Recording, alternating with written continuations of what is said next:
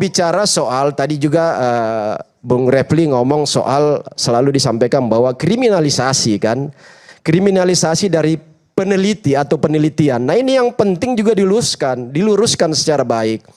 Pertama, kalau misalnya, jadi nggak apa-apa kita diskusi nih Bung Refli. Di mana unsur-unsur penelitian yang berkaitan dengan pendekatan ilmiahnya dari proses tudingan itu? Karena kalau dalam proses penelitian ilmiah ya, itu kan di situ harus ada langkah-langkah ilmiah. Pertama pilihannya adalah penelitiannya kuantitatif atau kualitatif.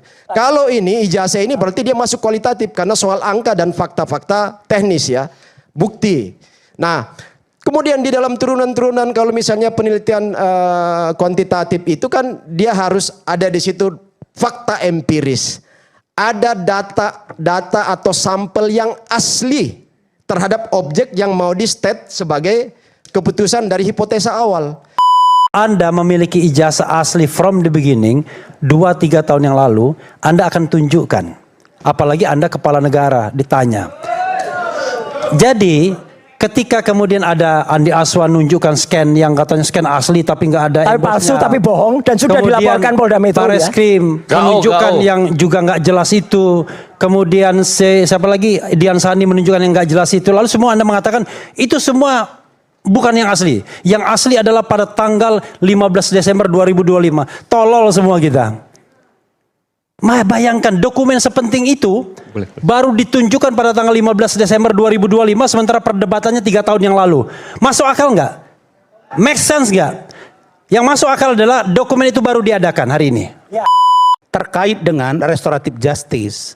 Nah, mengacu pada KUHP dan KUHAP baru tadi, maksud saya Saudara Habibur Rahman itu mengatakan salah satu contoh dari terapan KUHP dan KUHAP baru adalah restoratif justice dari Damai dan Egy itu.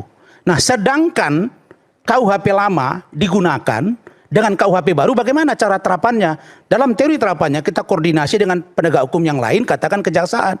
Kalau yang di proses hukum, due process of law itu dimulai dari KUHP yang lama karena belum berlaku KUHP baru, kalau dia sama maka tetap diberlakukan. Kalau dia lebih berat ancaman hukumannya, berlaku ke yang lama. Yang tadi begitu.